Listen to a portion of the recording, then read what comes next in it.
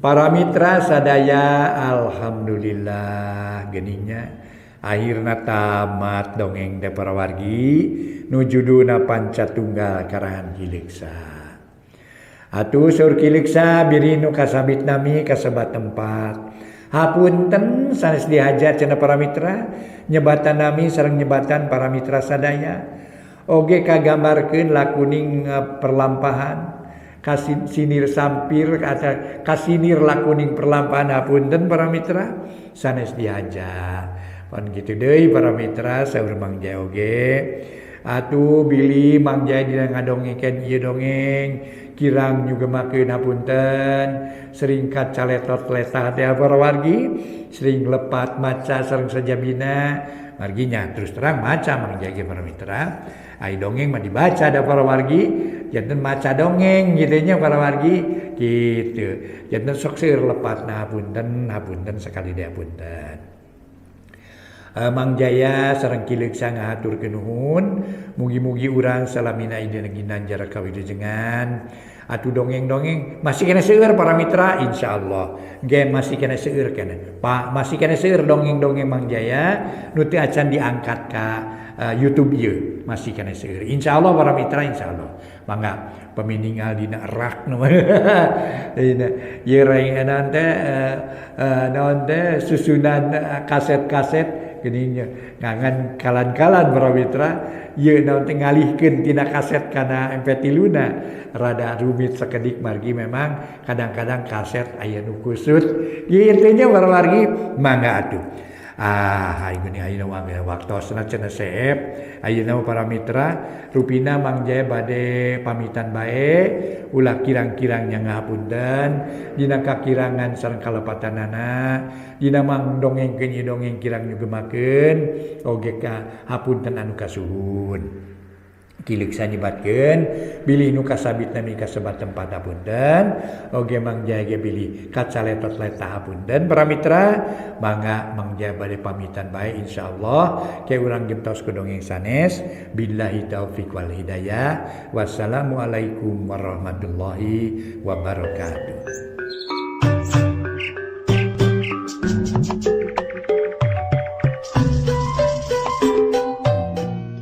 Para mitra anu mulia, wilujeng tepang dangu deui sareng acara matuh dongeng enteng pangbeberahmana.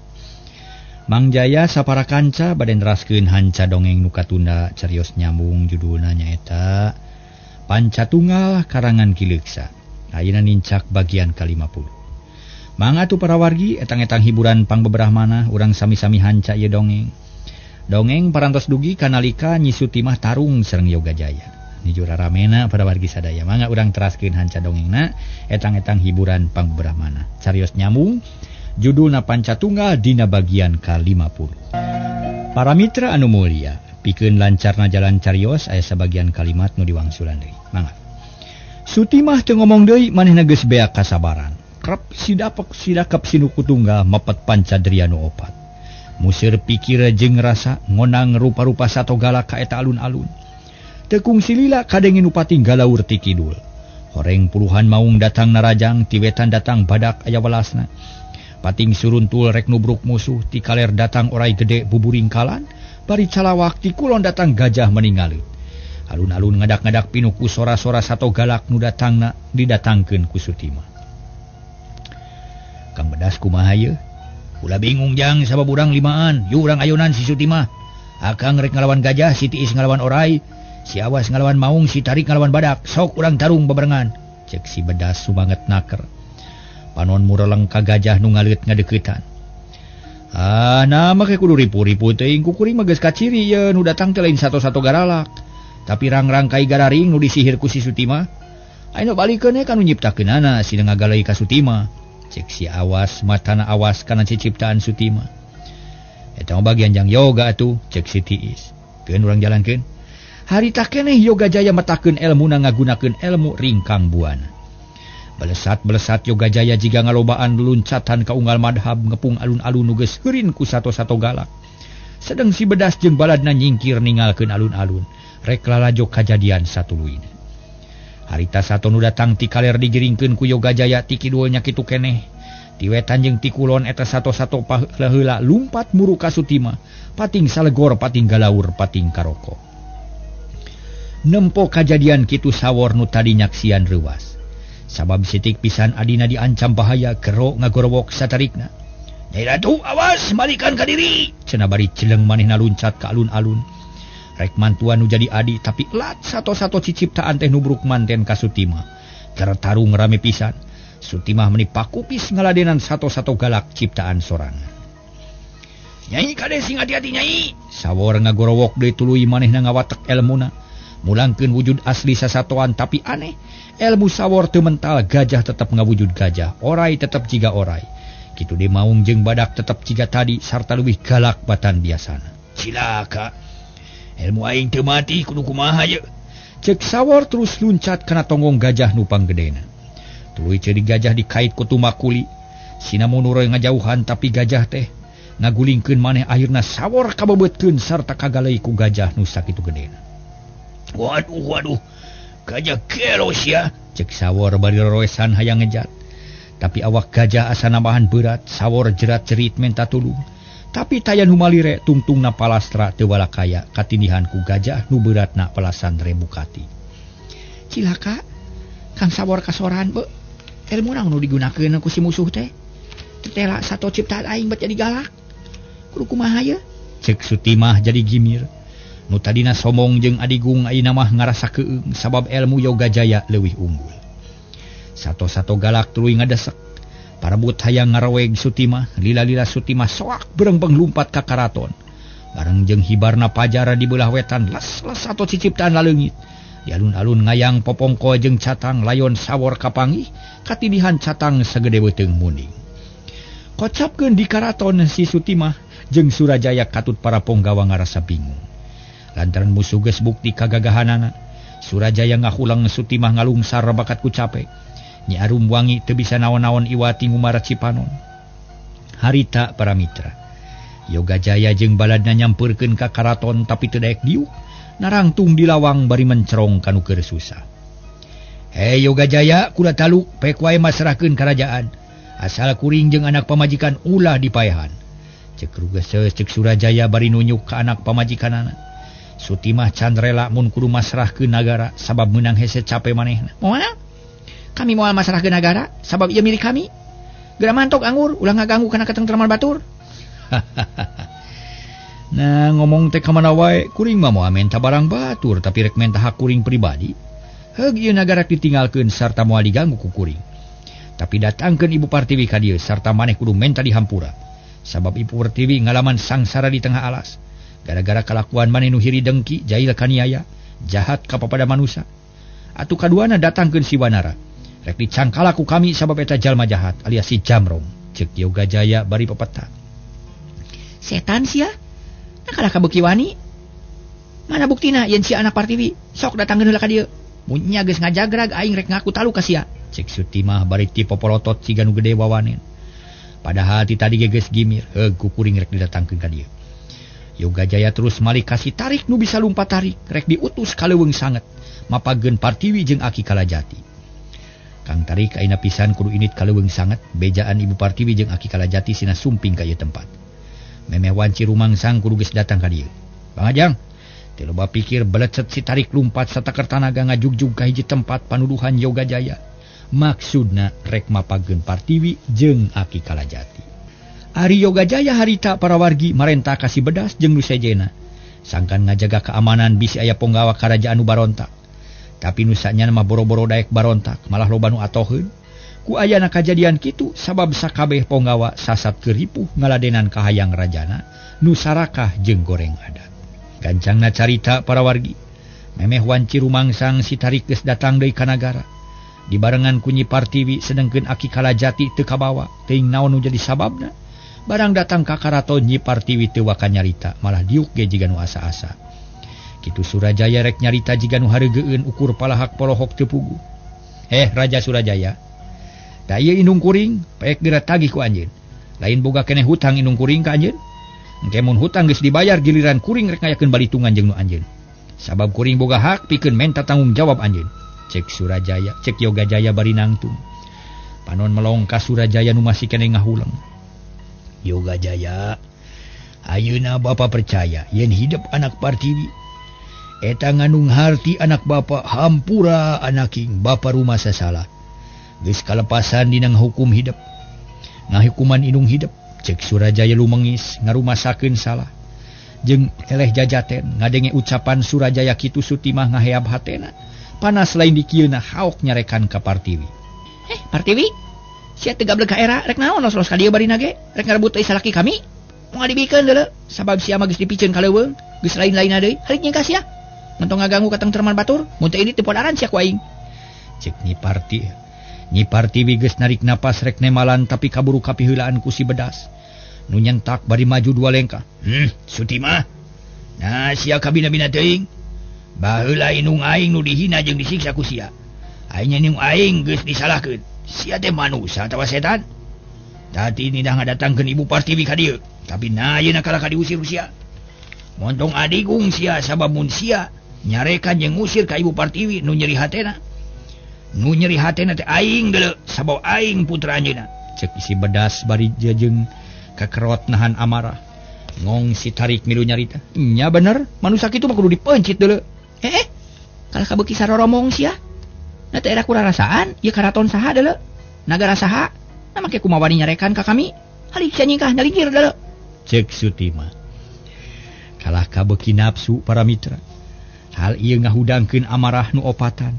Sabab teu aya deui nu nyarita, tapi langsung metakeun elmuna masing-masing. Akibatna Sutimah ngarumpuyuk taya-daya awakna tutung kawas kaduru, buukna nepi ka merengkel jiga bulu domba. Berdiuk setengah mebeutkeun maneh, geus teu bisa nyarita deui.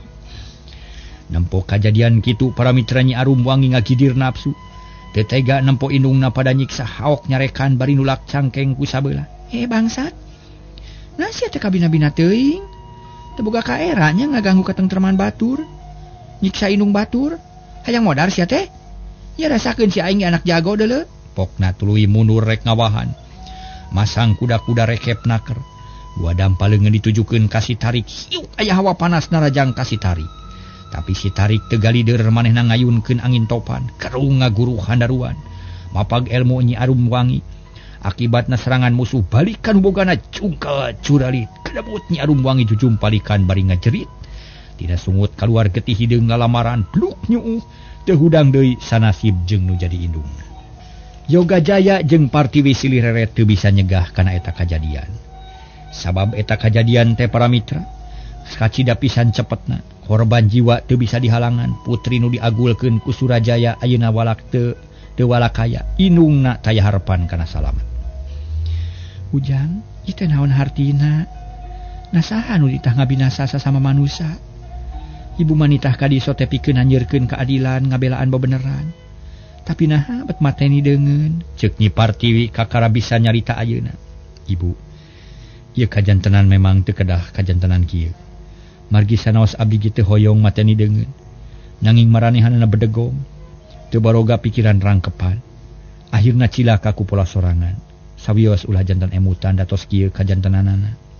Jawab Yoga Jaya tetep ayem, manehna teu bisa nyalahkeun ka dulur-dulurna. Saha ieu teh nu sanyana geuning bet ngaku indung ka ibu, patepang di mana jeung hidup. Ibu, ieu teh putra ibu sadayana ge sadayana ditepungkeun ku Allah. Tiasa sasarengan sareng abdi, nu akhirna anyog ka ieu tempat. Eta Kang Bedas Rama Pulungna Ki Dugala. Itu Kang Tiis Rama Pulungna Ki Banyu. Ieu Kang Awas Rama Pulungna Ki Panyawang, ari itu Kang Tarik di Roroku Ki Jamparing. Tah kitu numutkeun pengakuan masing-masing. Ceuk Yoga Jaya bari nunjuk ka dulur-dulurna. Para mitra kaum dang, atuh puguh Nyi Partiwi meninga jenghok, bungah pacampur jeung heran. Sabab anakna bet diparengkeun kumpul. Ya Allah Gusti, nuhun teuing bet bisa patepung bagea anaki, ieu ibu. Ceuk Nyi Partiwi bari ngoloyong rek ngarontok ka si bedas. Dipapagu opatan pating rumpuyuk nyuuh kana dampa suku Partiwi. Opat jajaka ngebrehkeun kasono kanu jadi indung. Ku Nyi Partiwi dihujanan ku Cipanon kabungah jeung kagagas. Bagja temenan anaki. Geuning geus segala deui hidup teh hampura, ibu teh kasep. Sabab teu bisa ngurus anu jadi anak. Sabab ibu teh sangsara di tengah alas boro-boro ngurus orok. Ngurus awak sorangan kacidari beuna. mun lain pitulung Allah mah ibu ge samar kana salamet kasep. Cek Nyi Partiwi bari teu boleh ngumar Cipanon. Sawios ibu, margi ku abdi parantos ka hartos jalana. Nu lepat mah sanes ibu nanging Surajaya jeung Sutima. Keun ayeuna abdi baris bumela ka ibu. Cek si Bedas tatagna kara terus cengkat di lalaunan. Malah si Tarik jeung si Tiis katut si Awas sarua ngebrehkeun rasa belana kanu jadi indung. Janji rek jadi tameng dada. Sedengkeun Surajaya nyaksian kaayaan kitu meningara kacak hatena. Sedih asa digerihan ku hinis. Sabab manehna mah eueuh anu ngabelaan. Sutimah nu jadi angkeuhan geus taya daya teu upaya. Anak nu jieun agul geus ngalumruk lir kapuk ka ibuna. Ujang anak ibu, di mana nu ngarorok hidup masing-masing? Cek Partiwi hayang tepung jeung murid Resi Kalajati nu geus lila teu patepung. Atuh tuluy nu opatan nerangkeun masing-masing bapa kukutna. Yen aya di tempatna masing-masing, aya nu keur tapa, aya nu keur nungguan kadatangan manehna. Syukur mun arah yakene mah ibu teh bungah lewat saking. Keun engke mun geus salse urang susulahan sinada datang ka dieu. Ayeuna mah geura rengsekeun urusan ieu. Rek kitu rek ieu mah ibu mah satuju bae. Cek Nyi Partiwi. Ayeuna mah seren sumeren ka anakna nu limaan sabab geus seumeujeunna ngandalkeun anak. Ngadenge pamasrahan kitu Surajaya reuwas sok sieun dihukum pati ku anak pribadi. Gancang nubruk ka Partiwi. Daku bari nyarita lumengis. Partiwi akang rumasa salah. Akang geus kabawa ku sakaba-kaba nepi ka tega ngusir anjeun ka leuweung. Da ayeuna geus kanyahoan yen nu sarakah jeung jahat lain anjeun tapi Sutima. Tah kulantaran kitu akang rek minta dihampura sarta pasrah sumrah ka anjeun. Boro-boro dicarekan najan rek disiksik dikunyit-kunyit dicacag diwalang-walang ge akang mah ridho. Asal hayang kuleungeun anjeun pribadi ulah ngandalkeun jadi anak. Pek geura siksa awak akang tapi hayang kuleungeun anjeun Partiwi. Kitu cek Surajaya meuni geus pias bakat ku sieu. Surajaya anjeun teh raja nu kumawasa. Teu pantes nyarita kitu. Kuring mah moal pipilueun kana urusan anak sabab pangna datang ka dieu ge dionang ku anak. Tengah haja nepungan anjeun. Oge teu aya niat rek males pati. Urusan dosa jeung kasalahan nu geus kaliwat eta mah lain bagian kuring malesna. Tapi aya deui nu leuwih kawasa nyatana Allah nu Maha Uning. Aduh, Partiwi ulah nyarita kitu, Partiwi. Eta leuwih peurih karasana kana hate, leuwih nyentuh kana jantung. Akang mah leuwih suka lamun dihukum gantung dibuang tini atawa diala nyawa. Pikeun nebus dosa akang. Tapi sameme akang paragat nyawa, akang hayang nyaho heula ka aya Resi Kalajati. Na di mana ayeuna Partiwi? Akang hayang tepung rek minta dihampura sabab akang rumasa salah teu bisa nyumponan janji. Hanya kal bapa kuring geus teu aya di kieuna. Minggu tukang dipunut kuno agung dicanak kuno Maha Kawasa. Geus tepi kana titis tulisna sabab tugasna geus rengse. Geus hasil ngawariskeun elmuna ka Yoga Jaya. Anjeun mah moal tepung deui iwati jaga di alam panjang, poe panjang. Di poe nu langgeng di alam akhirat. Barang ngadenge kitu nu reuwas lain ngan Surajaya wungkul. Nanajan Yoga Jaya ngajenghok terus malika indungna poknanya. Ibu, nalaras aki parantos pupus. Bener aki minggu ka tukang. Innalillahi wa inna ilaihi rajiun. Ya Allah Gusti. Mugi arwah pun aki ditampi serta sing dihampura sagarupi dosa perdosaanana. Ditempatkeun di tempat anu layak mungguh Allah. Kalayan ditampi iman Islamna. Cek Yoga Jaya bari carindak-dak hatena asa peurih ditinggalkeun ku akina. Teu kudu sedih anaking malah kudu bunga.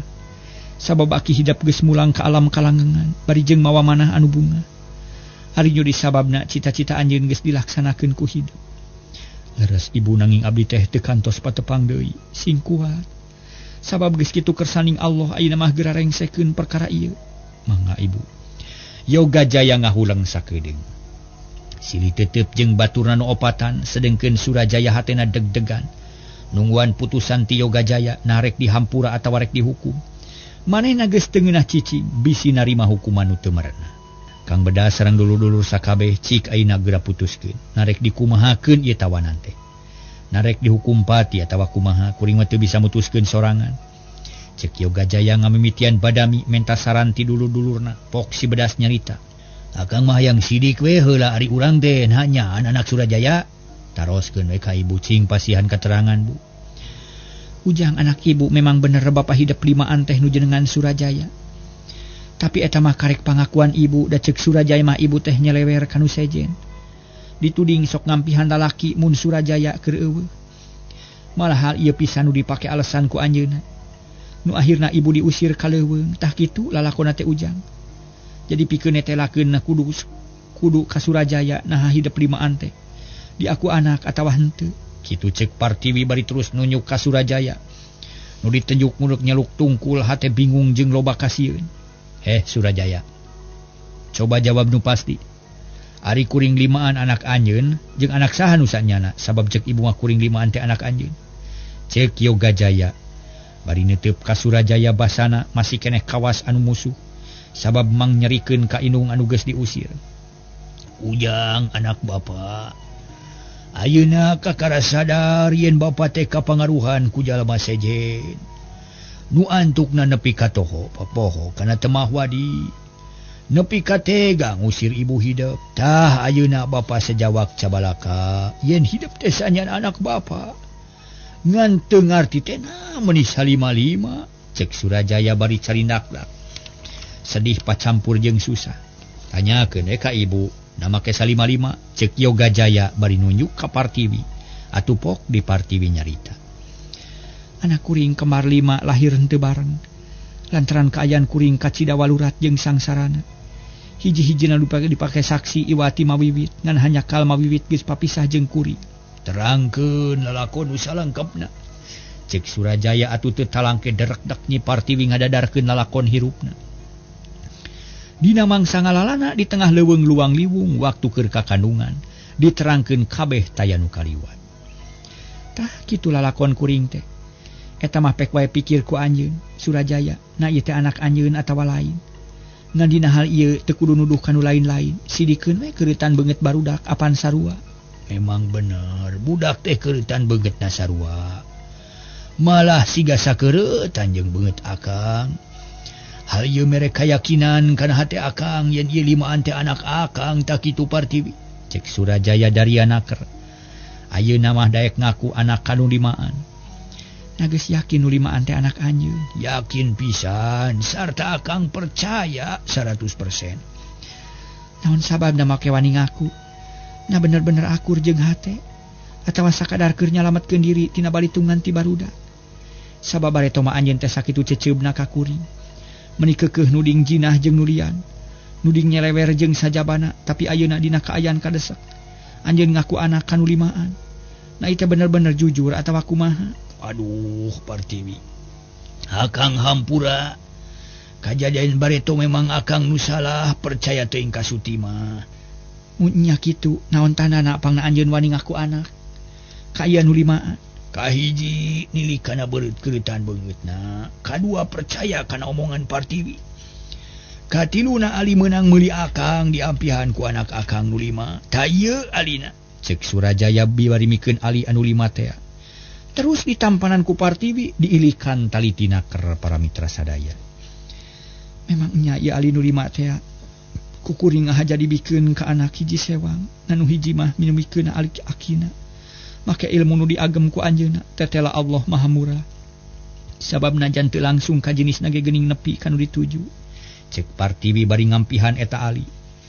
Tah ayeuna kumaha tu akang teh ngarumasakeun salah geus masrahkeun diri ka sarerea. Narek di kumaha atuh? Cek Surajaya geus teu sabar hayang geura puguh jujutanana. Para mitra kaum dangu, harita Partiwi tuluy nyarita. Perkara eta mah kuring mah moal pipilueun. Rek masrahkeun ka barudak pek we tanya ku anjeun. Samemeh Surajaya nyarita, Yoga Jaya geus miheulaan nyarita para wargi. Ayeuna mah kieu we atuh Bu. Kulantaran Surajaya geus ngaku kana kasalahanana sarta geus ngarumasakeun talu. Ini urang pungkas ku kahadean we kasalahan bapa nu geus kaliwat urang anggap eueuh. Hampura lahir jeung batin ngan syaratna ti mimiti poe ieu. Bapa kudu eureun tina rupa-rupa kalakuan jahat. Ieu nagara rupus deui balikeun kana asalna. Sabab tanah nu dijieun alun-alun jeung nu diadegan karaton kabeh ge meunang meuli sacara paksa ti urang Cipelang. Ayeuna urang pulangkeun kanu hakna, ulah rek ngarebut milik batur tak kitu ibu. Syukur we boga pikiran kitu mah tapi kumaha dulur hidupna satuju atawa henteu? Satuju lah. Tema anu opatan miheulaan ngomong maranehanana satuju kana putusan Yoga Jaya. Nyari kitu mah kajeun, ibu mareknya tujuan. Tapi kumahari anjeun Surajaya sanggup nyumponan anak anjeun? Sanggup pisan. Malah ieu nagara jeung eusina ku akang rek dipasrahkeun ka barudak. Rek dikitu rek diki geprak, moal pipilueun ngurus ngan aya pamenta sarupa. Akang teh hayang dibere waktu keur nebus dosa. Jeung hayang ngalamat riung mung pulung jeung anak pamajikan. Kitu ceuk Surajaya Cipanon teu katahan merebai masihan pipi. Syukur ari kitu mah pek atuh gara silih hampura. Geus kitu mah antara Surajaya jeung Yoga Jaya katut baturna geus teu aya panghalang deui. Silih hampura silih bebaskeun kasalahan. Sikap Yoga Jaya jeung dulurna estu hormat jeung sopan kanu jadi bapa. Poe eta keneh Surajaya ngabewarakeun ka sakumna rahayat. Ye nagara rek dilebur, rek dibalikeun deui kana asalna. Sabagian gede tina harta bandana dibagikeun ka rahayat, sarta tanah dipulangkeun kanu bogana diatur sahade-hadena. Ari Partiwi nitah ka anakna nu limaan sangkan ngumpulkeun 4 jago nu geus gede jasana. Nyatana Ki Dugala, Ki Panyawang, Ki Banyu jeung Ki Jamparing. Terus nu opatan miang ka lemurna masing-masing rek mapagkeun bapa kukutna, sedengkeun Yoga Jaya ngarengsekeun urusan nagara. Heuleut 2 poe ti harita para wargi Sutimah geus teu walakaya tea. Hapunten, Sutimah nu geus teu walakaya nepi kana titis tulisna. Nemahan pati di tempat sare teu kuat teu nahan akibat perang. Nyi arum wangi ge sanasib maot sapoe rejeung jeung indungna.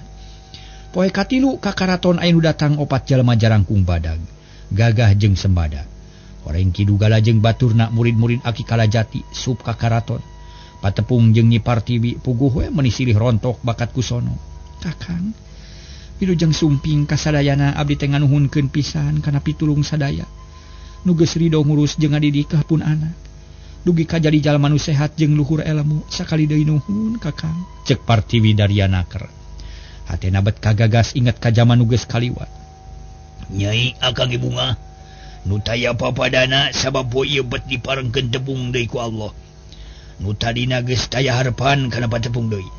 Da pugu akang teh katalimeng, tapi disabrak nimu orok hate akang jadi teteg sarta regreg jeung gede hate sabab ti harita akang tara loba pikiran estu jongjon ngurus budak. Cek Ki Dugala ngawakilan baturna nu tiluan. Nuhun sakali dia nuhun mangga aturang sasarengan muji syukur kanu Maha Kawasa. Rehna urang sadaya geus diparengkeun riung mung pulung deui. Tapi hanya kal Kang Dugala teu sareng jeung Cewanari. Kang Panyawang teu sareng jeung Cilara nakamarana apan cek barudak mah aya cenah ibu teh. Ki Dugala jeung Ki Panyawang silih reret pada mung nyaritakeun usanyana sabab eta jua jago ngalawan kajadian aneh nu teu kahontal ku akal. Ulah asa-asa Kang mangga saurkeun.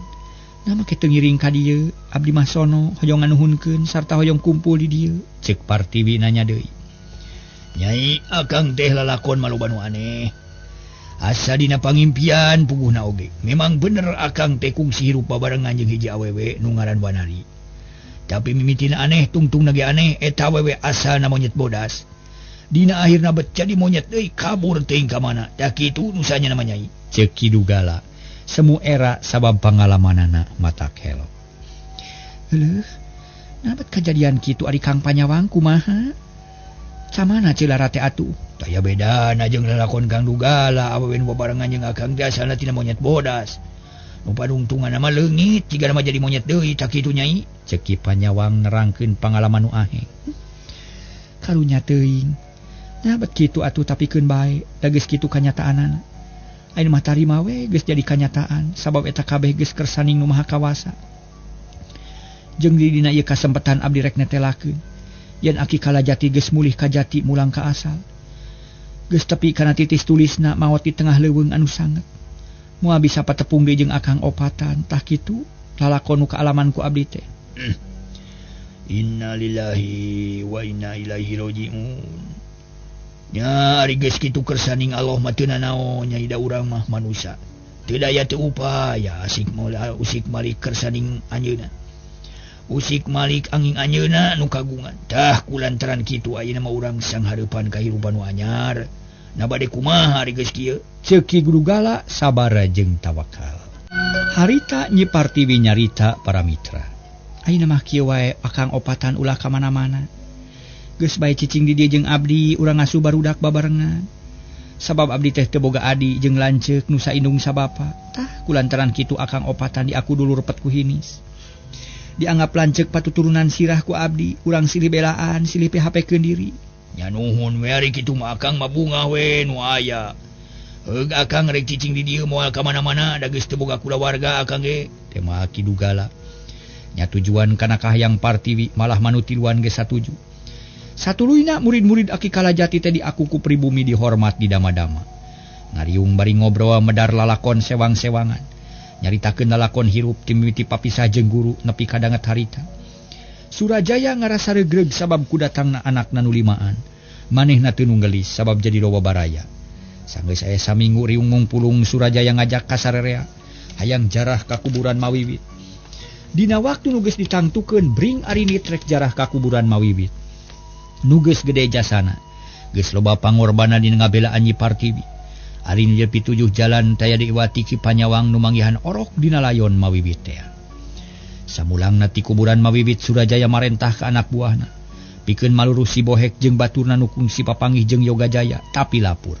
Si Bohek sakri katut uman teu kapanggih beja-bejana acan. Surajaya sedih taya di kieuna sabab teu kungsi tepung jeung si Bohek anu geus gede jasana. Surajaya hayang minta dihampura tadi nama tapi hanya kal geus telat. Sabab si Bohek geus teu puguh dumukna teuing di mana ayana. Tapi najan bari jeung kitu Surajaya teu leutik hate. Manehna janji dina ati rek ngarobah kalakuan. Moal beunang kapangaruhan ku jalma nu teu puguh. Ti harita Surajaya hirup tentrem jeung Partiwi, nasuh anak nu 5 nu geus jadi jajaka luhur elmuna. Aya deui nu kacatur para mitra nyata Ruhadi. Sabada nyaksian kajadian nu mata ketir manehna wak cabalaka ka Yoga Jaya. Masrahkeun badan sakujur, ngarumasakeun salah geus ngahiji jeung balad nu jahat. Ruhadi mah alus milik manehna dihampura ku Yoga Jaya. Dibere kasempatan nu hade pikeun nebus dosa, milu hirup babarengan jeung Surajaya, milu memeres kaayaan nagara. Ti harita Cipelang nu kungsi burak barik ayeuna aman deui. Balik deui kaayaan zaman bareto ayem tentrem sepi paling towong rampok jalma betah tumanina di bali geusan ngajadi mung hanyaka dongengna tamat mitra sadaya. Halo rupina duwi ka dieu heula para wargi duwi ka dieu heula. Duwi ka dieu we para mitra sanes heula tos tamat ieu pancatunggal mah. Enjing urang naon teh ngawitan deui carios sanes. Mang Jaya sapara kanca ngahaturkeun rebu nuhun laksa ketika bingahan. Mudah-mudahan para mitra salamina aya dina ginanjar kawilujengan. Langkung saur bahe carek dina mang dongeng kenye dongeng kirang nyugemakeun hapunten nu kasuhun. Para mitra anu mulia saur kileuk sagesorna teh. Bilih nu kasabitna mika sabat tempat hapunten. Da imah mung sakadar kalersan wungkul. Ari dongeng teh aku Mang Jaya sering disebatkeun di hade-hade sangkan sae, di alus-alus sangkan payus, di reka-reka sangkan siga para mitra. Dongeng teh kitu janten bilih nu kasabitna mika sabat tempat hapunten saur kileuk saoge. Atunya kitu deui Mang Jaya nundah dihapunten ku para wargi dina mang dongengkeun ieu dongeng seueur kalepatanana. Maklum atuh para mitra aya ngadugikeun dongeng teh sok seueur lepatna. Alah kasaleo nyarios teh atuh para mitra. Kirang naon teh kirang konsentrasi teh dina mayunan para wargi. Mayunan da asa pahareup-hareup para mitra, asa papayun-payun gitu. Kirang konsentrasi atuh para mitra. Lamun papayun marada ngabalieur sakedik kitu hapunten ieu para wargi sadaya. Margi kirang konsentrasi teh hapunten. Atuh sakali deui Mang Jaya ngahaturkeun nuhun ka sugri kaum dangu nu tebihna nu caketna nu sami-sami ngabandungan acara siaran. Mang Jaya sakali deui ngahaturkeun rebu nuhun laksa ketika bingahan. Mudah-mudahan urang salamina aya dina panang tayungan Allah Subhanahu wa taala. Dipaparin para mitra yuswa kalayan dina kaayaan sehat lahir sehat batin gitu para wargi. Mudah-mudahan urang salamina janten jalmi anu dipirido ku Allah Subhanahu wa taala. Mangga tu para mitra sadaya rupina dugi ka dieu bae enjing urang kawitan deui dongeng sanes Mang Jaya ngahaturkeun nuhun wilujeng kantun bae permios.